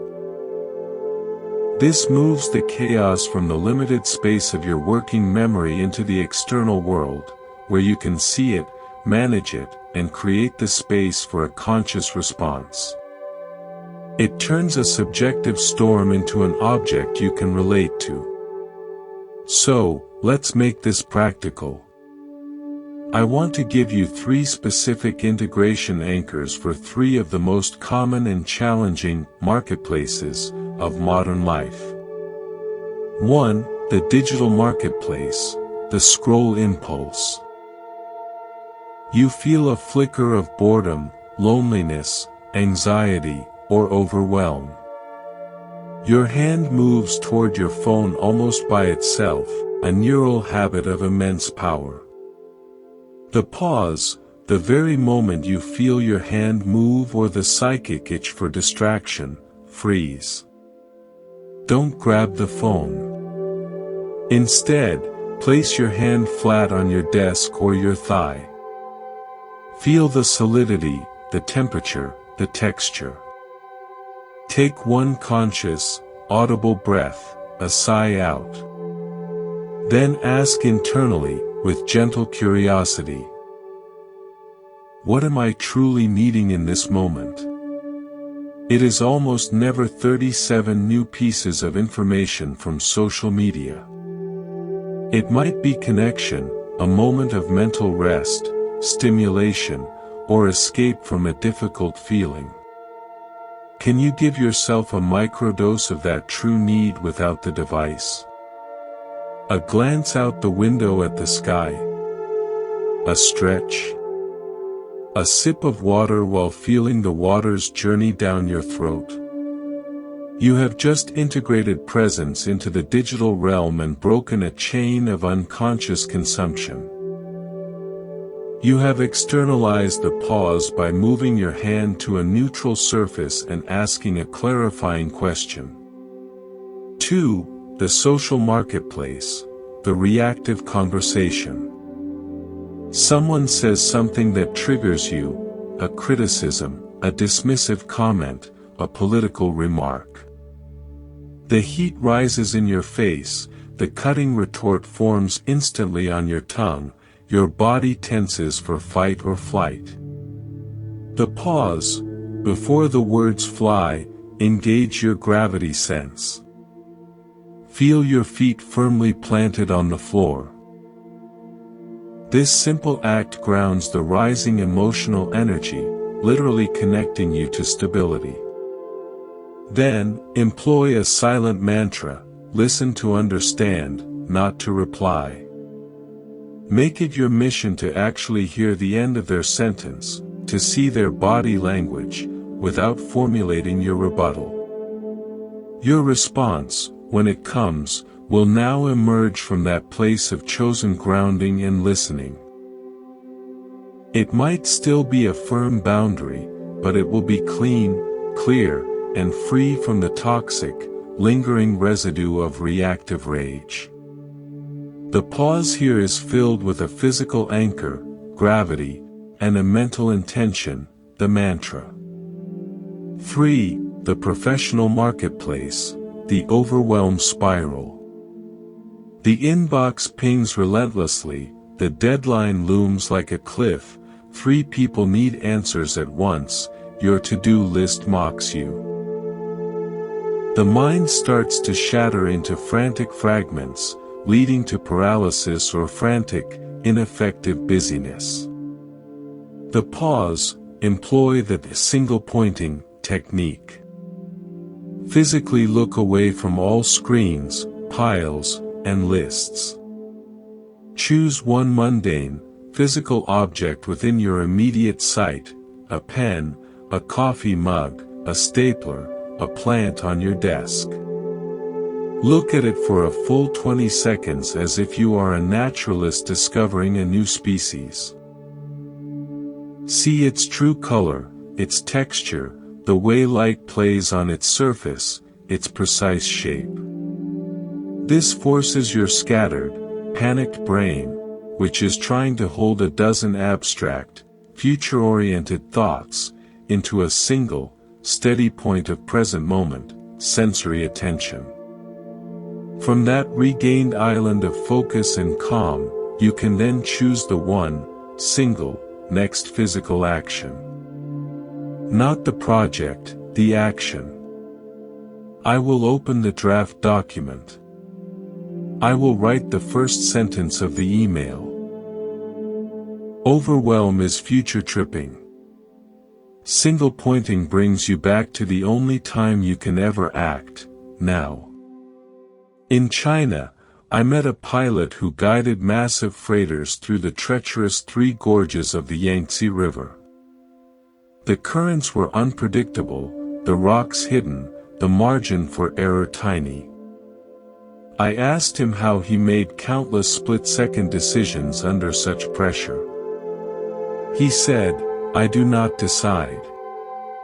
I respond.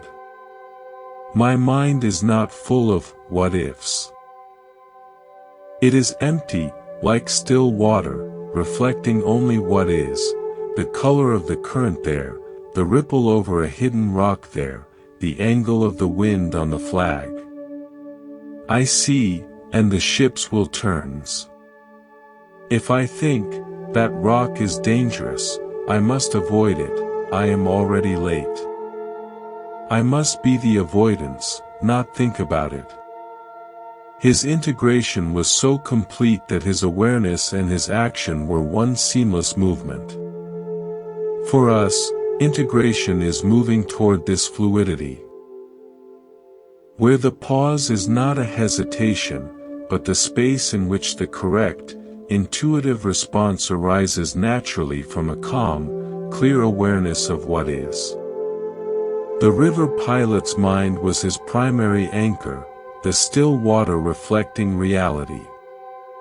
From that anchor, right action flowed without the intermediate, clumsy step of anxious deliberation.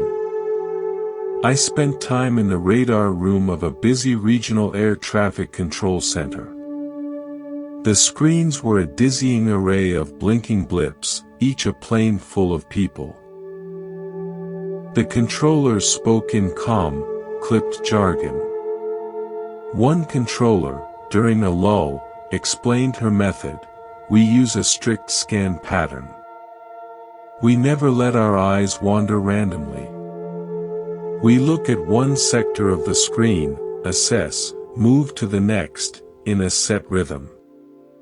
We trust the pattern. If we just stare at the whole screen, we see nothing but noise and panic. The scan pattern forces us to see one thing at a time, completely. It creates order out of chaos." She then said something profound: "The chaos is real. The planes are really there. My anxiety about the chaos is optional. The scan pattern is my choice. It's my agreement with reality to meet it one piece at a time, in order." This is the ultimate integration metaphor for modern life. Your inbox, your responsibilities, your worries are the blips on the screen. A frantic, global stare creates panic. Your personal integration triggers and single pointing are your personal scan pattern. They are your chosen, orderly way of meeting the chaos of reality, one present moment point at a time, by agreement. You are the air traffic controller of your own mind. The scan pattern is your practice. I learned the elegant essence of integration from a surprising teacher, a master chef in the frantic, fiery kitchen of a 3-star Parisian bistro. The dinner rush was a symphony of controlled chaos, shouted orders, sizzling pans, the clack-clack-clack of knives, the expediter's cries.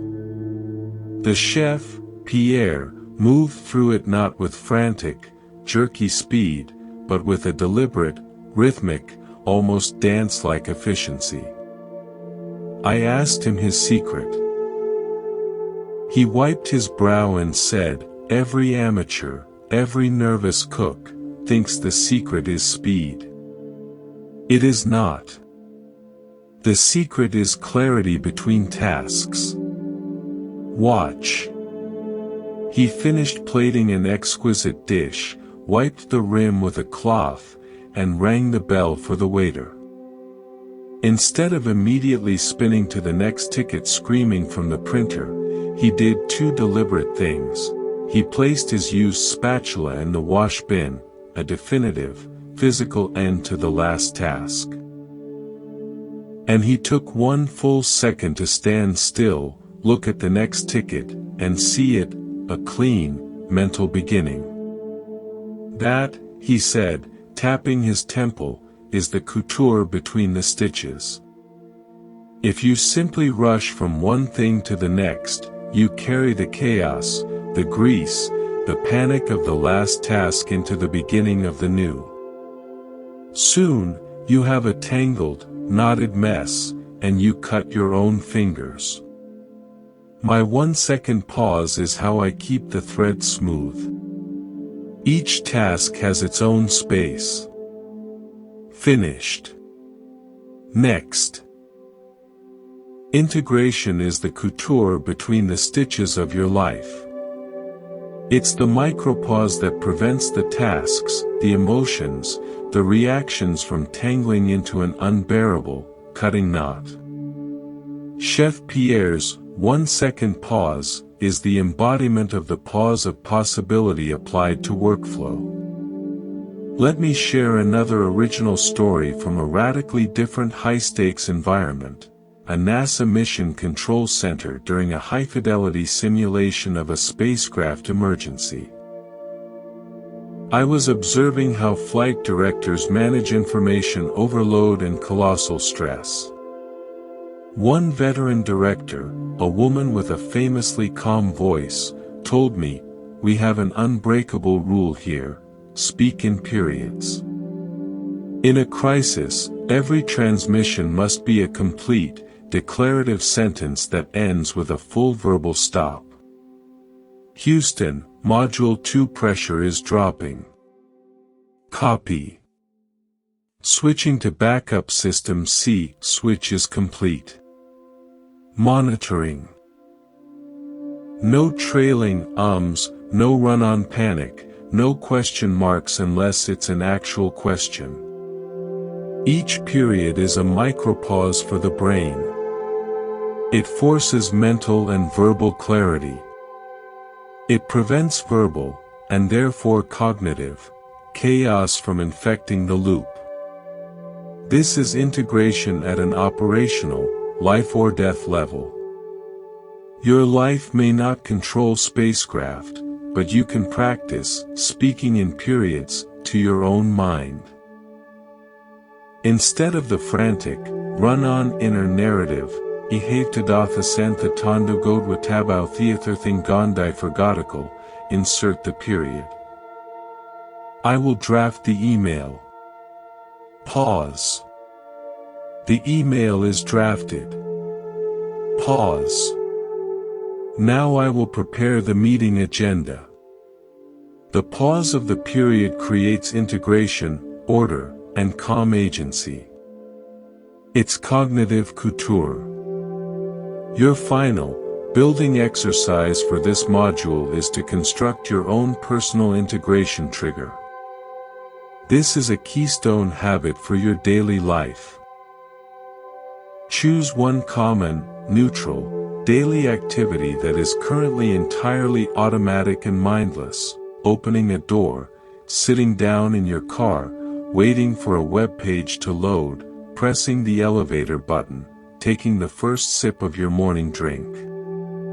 Decide that this activity will now be your sacred pause of possibility trigger. Every single time you do it, every time, you will perform one tiny, conscious, sensate act. Feel the cool metal of the doorknob fully before turning it. Take one complete breath before starting the engine. Feel your fingers stretch and your posture settle while the web page loads. Feel the liquid's temperature and taste on the first sip. You are wiring your daily life with tripwires for presence. You are building a lattice, a net, of conscious awareness throughout your day that can catch you when you fall into autopilot and hold the weight of your challenges without collapsing. Now, let's build a personalized, one-page integration blueprint. Take a sheet of paper. First, your keystone habit. This is your non-negotiable daily return. Write down the one small practice you'll do to come home to yourself each day. Maybe it's a 60-second gaze out the window each morning. Next, your primary anchors. These are your go-to points of stability. Write down your top two, like feeling the gravity in my feet, or opening to the space of sound around me. Then, your integration triggers. Choose 3 simple, daily moments that will now cue you to pause and feel. Write them down.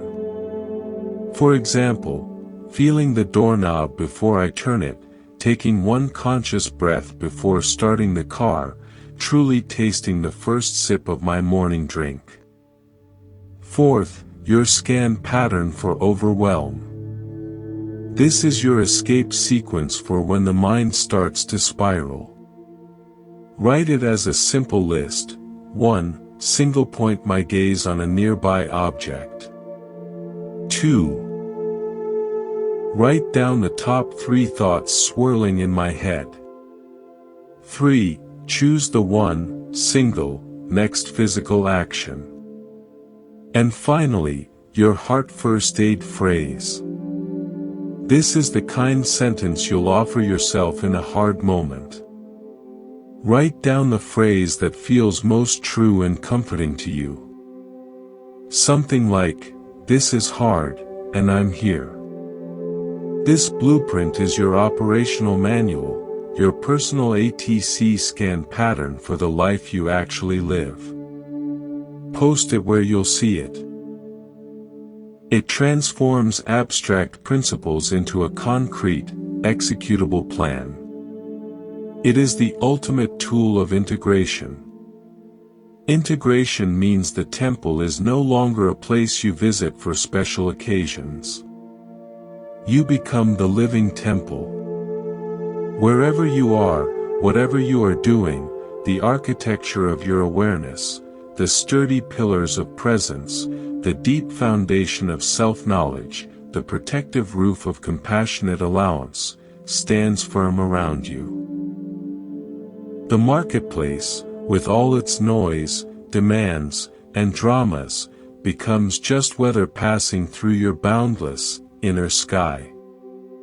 You are not hiding from the storm, you have become the spaciousness that can contain it, respond to it skillfully, and remain, at core, undisturbed. We have integrated our practice into daily life. We respond instead of react. We have moments of great clarity and centeredness.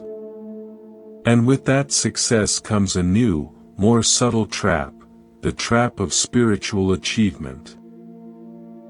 The ego, ever adaptable, can co-opt even mindfulness, turning it into a new project. I must be present. I must be compassionate. I must be a good practitioner. This turns peace into another form of striving, another will to spin. This module is about the counterintuitive art of letting go of the practice itself, at the right time and in the right way. It is the wisdom of inaction. This is not about laziness or abandoning practice. It is about recognizing a deeper rhythm. The rhythm of action and rest, effort and surrender, doing and being. In Taoist philosophy, this is Wu Wei, effortless action, or action that arises from alignment with the natural flow of things, not from personal willfulness.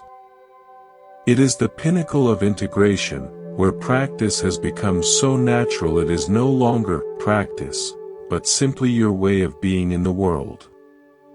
Think of learning to swim. At first, there is frantic effort, flailing limbs, held breath, struggle. Then, you learn techniques, strokes, breathing, kicking. This is conscious practice, our integration. But the master swimmer doesn't think about technique. They enter the water and move with it. Their action is fluid, responsive, seemingly effortless. They have internalized the practice to the point of inaction, no separate, doing swimming, there is just swimming happening. The wisdom of inaction is this stage of mastery in the art of living. How do we cultivate this? We learn to recognize and honor the gap of non-doing. This is different from the pause of possibility. The pause is a mindful stop before a reactive action. The gap of non-doing is a conscious cessation of all striving, even spiritual striving. It is a deliberate fall into not knowing, not improving, not getting anywhere. Set a timer for 5 minutes. For these 5 minutes, your only instruction is, do nothing to improve yourself or your situation. Do not meditate well. Do not try to relax. Do not try to achieve peace. If you sit, just sit. If a thought comes, let it come. If tension is there, let it be there. If you feel bored, be bored. Completely relinquish the project of self-improvement. You are not trying to get to a better state. You are allowing the current state to be exactly as it is, without any manipulation. This is profoundly difficult and deeply freeing. It reveals how much of our inner activity is a subtle rejection of the present moment. In this gap of non-doing, a deeper intelligence often speaks, not the intelligence of problem-solving, but the intelligence of being. In a monastery in Umbria, I observed a woman restoring a 15th-century fresco damaged by an earthquake. Her work was painstakingly slow. But what struck me was her rhythm. She would work with intense, microscopic focus for 20 minutes, her brush touching the wall with the delicacy of a breath. Then, she would stop. She would put her tools down, step back, and just gaze at the wall for 5 full minutes. Not analyzing, not planning. Just looking. I asked about this ritual. She said, the work is in the stopping. My hands and my thinking mind can only do so much. They are clever, but they are also blind. In the active phase, I apply my skill.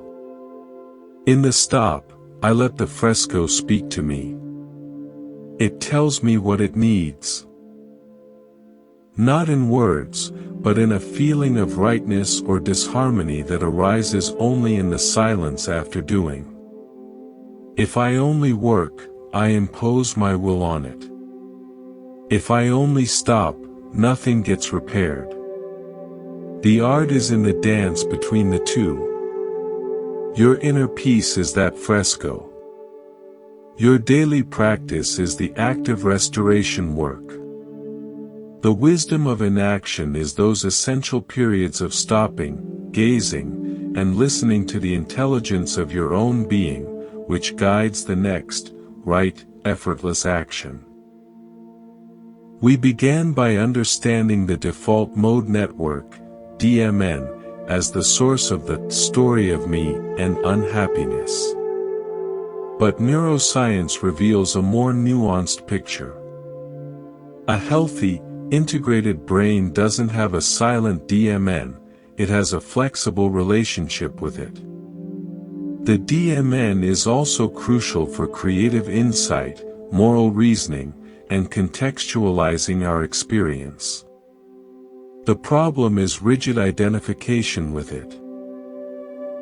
Furthermore, when the brain enters states of deep rest or non-focused awareness, like in the gap of non-doing, another network often activates, the salience network.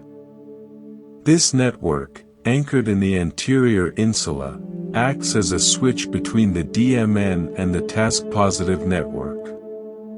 It decides what is important. In states of non-striving, the salience network can integrate information in novel ways, leading to aha moments and intuitive knowing. The wisdom of inaction is, neurologically, creating the conditions for the salience network to do its integrative work, freeing you from the binary of either being lost in thought, DMN, or tightly focused, TPN. In the Swiss Alps, I took a paragliding lesson. The instructor's first rule contradicted all my instincts: when you hit turbulence, do not fight the wing. Do not try to correct it aggressively. If you tense up and pull hard on the ropes, you will stall or collapse the wing. Instead, relax your grip. Feel the wing's movement through the harness. Make the smallest, softest adjustments. Your job is not to control the air, that's impossible. Your job is to align yourself with the air currents. The intelligence of flight is in the wing and the air. You are the conscious participant, not the dictator.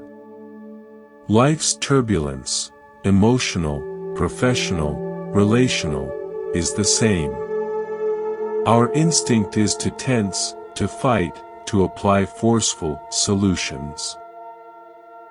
The wisdom of inaction is learning to relax our mental grip on the situation, to feel the currents of change through the harness of our awareness, and to make soft, minimal adjustments from a place of alignment, not control. It is trusting that a deeper intelligence, the wing of your practice, the air of reality, is operative when you stop trying to be the pilot from a place of fear. Sit quietly and bring to mind a current challenge. Now ask yourself, with genuine curiosity, what part of this situation do I honestly have complete, direct control over? Often, the only honest answer is, my next intentional action or response, and even that is influenced by a million factors. What am I exhausting myself by trying to control that I ultimately cannot? The outcome, others' reactions, the past, external events. If I fully accepted the limits of my control right now, what would I do differently? Often, the answer is, I would stop struggling, I would feel what I feel, and I would do the one, small, obvious thing in front of me with care. This inquiry systematically dismantles the illusion of the master controller self and points you toward Wu Wei, action that is appropriate, timely, and free from the friction of resistance. The wisdom of inaction brings us to the threshold of the continuous path.